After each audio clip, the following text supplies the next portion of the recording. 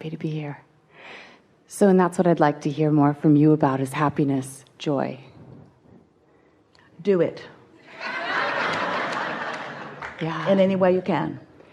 So many people have the wrong idea about it. Want it. Let it be your quest. Yeah. Understand what it means. Yeah. Understand what it's evidence of. Yeah. Make it the highest of priorities. Yeah. Recognize when you're doing it, when you're not doing it. Yeah. And when you're not doing it, go general. When you are doing it, be more specific. If you're happy, the more specific you are, the happier you become. If you're unhappy, go more general, because if you be more specific, the more unhappy you become. So, pretty simple, isn't it?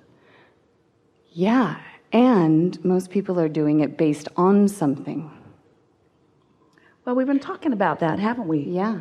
Well, that's conditional happiness, and we find no reason to freak out about that. Of course you're going to respond to lovely things, and the more lovely things you have in your life, the better you feel. We just don't want you to need something in every moment to be presented to you for your reason to react. We want you to be ready for it. In other words, we want you to practice it when it's slower. Find the happy vibe earlier in the day. A man said to us, I just love hiking. And he described in detail, enough so that everyone in the group felt enthusiasm for what he had been living. He talked about this hike up into this high mountaintop.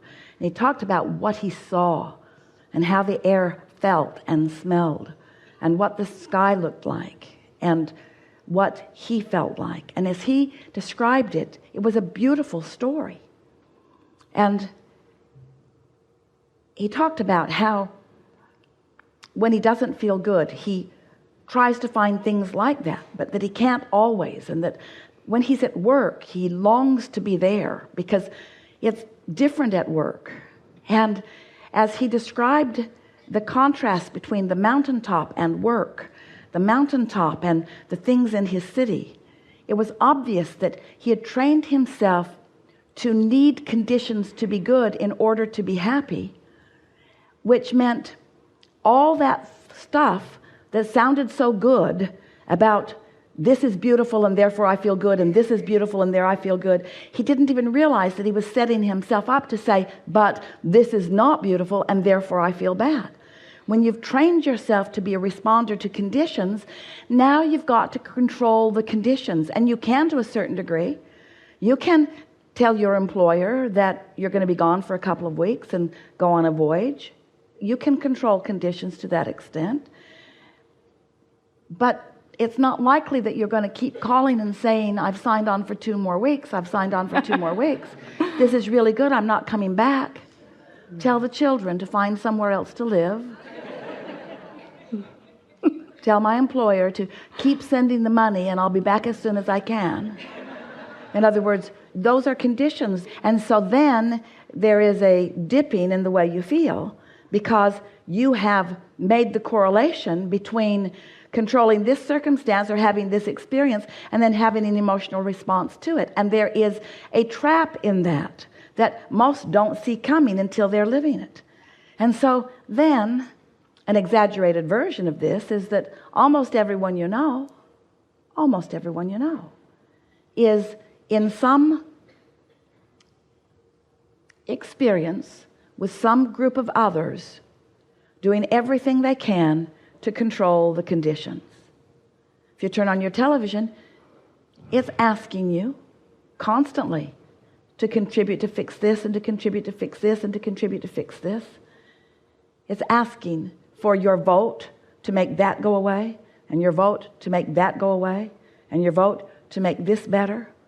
Oh, we understand how everyone wants to be happy, but this is the peace that we know so well. Every single thing that you want, every condition you seek to change, whether it is the condition of more money or the condition of a better relationship or the condition of a different circumstance or the condition of every single thing that you want, is because you believe in the having of that improved condition, you will feel better. And we want you to leave this voyage knowing that you can feel better anyway. You can feel better because you want to. You can feel better because you choose to. And if you can get out ahead of that, then you've got it made. We're repeating ourselves. It's the message that we are speaking most often these days. It's the thing we said on the first night, and it's the thing we said all day yesterday, and we'll say it again today if you want, and again and again and again and again and again. We'll never stop saying to you, it is your birthright to feel good. It is natural that you do. The baby that you are rocking in your arms doesn't need the rocking, you do. In other words, it is natural for you to feel good. It is natural for you to feel good. It is natural for you to be joyful. And if you're not feeling joyful, it's because you've trained yourself by your observation of something away from the vibration that your source is holding. And the thing that we so want you to hear, this is the piece that will make it the most easy for you. If you can accept that you are vibrational and that your inner being is too, and if you can accept that you have these two vibrational perspectives going on at all times, the perspective of the source within you and the perspective of whatever you're looking at right here and now, and that your emotions are singularly the only thing that your emotions ever are, they are indications of the agreement or difference in the perspective between you right here, right now, this red hot minute, and the source within you right here, right now, this red hot minute, which brings you to an awareness that we think that you should find astonishing, and that is that your inner being is with you right here, right now, this red hot minute, thinking with you about that and about that and about that and about that and about that, knowing what your inner being has come to know, having synthesized all the goodness from all those lifetimes and knowing the best of the best of the best of all of it, that pure vibration, having worked the resistance out of the details of life over and over and over again till your inner being stands in pure love, in pure knowing, in pure worthiness, in pure mind, non-resistant, thinking with that pure mind about the very thing you're focused on right now.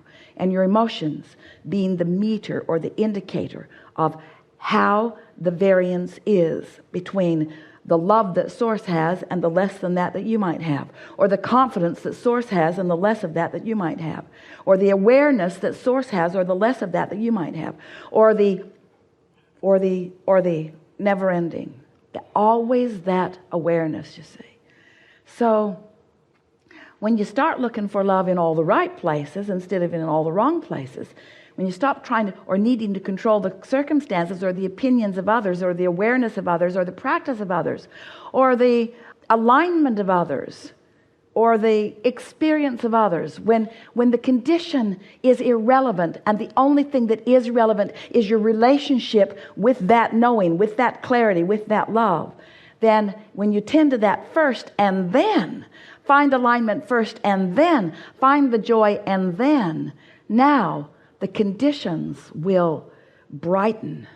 They will brighten. Years ago, Esther was first getting to know us, and she walked down the path, the driveway, to open the gate for Jerry. He was bringing the car. So she said, I'll go open the gate. So she walked down, put her key in the padlock, unlocked the gate, swung the big farm gate open. And as she was standing there, the world became transformed. The sky was deep, deep, deep, deep blue, like the blue in this wall around, not like a normal sky. Deep blue. The clouds were white in contrast, unlike anything that she'd ever seen. The feel of the air on her skin was unbelievably delicious, and she could smell fragrances that there was no evidence of anything in bloom. What is this? What is it that I'm smelling? And then she heard the song of birds that were not even present in her experience, too far away to hear, surely.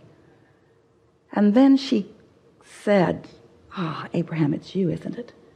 You're peeping through my eyes and smelling through my nose and feeling through my skin and hearing through my ears. It's you, isn't it? And we said, it is. You were in a vibration of complete alignment with all that we are, the soaring that is us. And in that alignment, no resistance in your vibration. We're having the same experience, you see. So the conditions are seen and known, deciphered from a vantage point of description and experience, almost beyond verbal interpretation. That's the beauty of emotions. Your emotions are your first receiving of manifestation to indicate how you're doing in your view of the world, you see.